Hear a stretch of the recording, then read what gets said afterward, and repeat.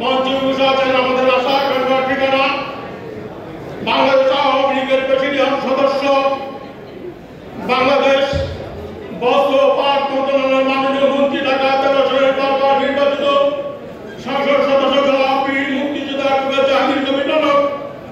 মঞ্চে বসে আছেন ঢাকা মহানগর শাখার সংগ্রামী সভাপতি জনাব শেখ বজলুর রহমান।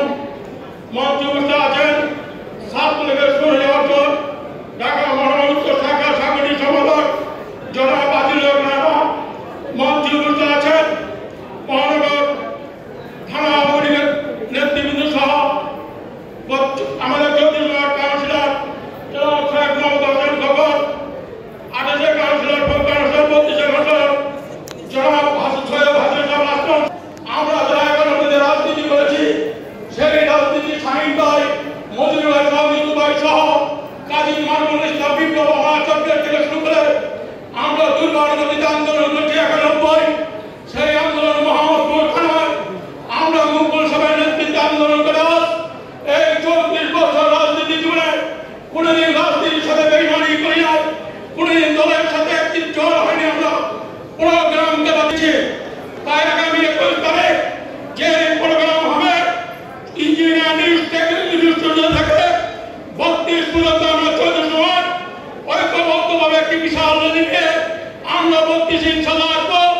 23 তারিখ যে জনসভা ডাক দেওয়া হয়েছে সড়ক উত্তরে সারা পৃথিবীতে তাক লাগিয়ে দিতে হবে বাংলাদেশ আওয়ামী লীগের পক্ষে, এই দেশের জনগণ জননেত্রী শেখ হাসিনার পক্ষে।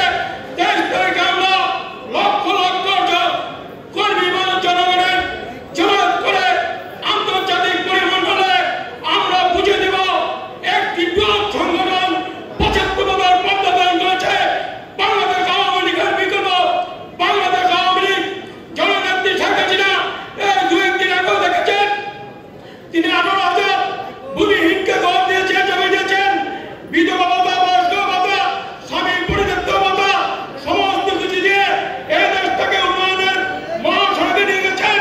মেট্রো রেল হয়েছে, প্রধান সড়ক হয়েছে, এলিভেটেড এক্সপ্রেস হয়েছে। আমরা সেই দলের একজন কর্মী হিসাবে আমরা আওয়ামী লীগের নৌকায় ভোট দিয়েছি বলেই এই উন্নয়নের অংশীদার আমরা।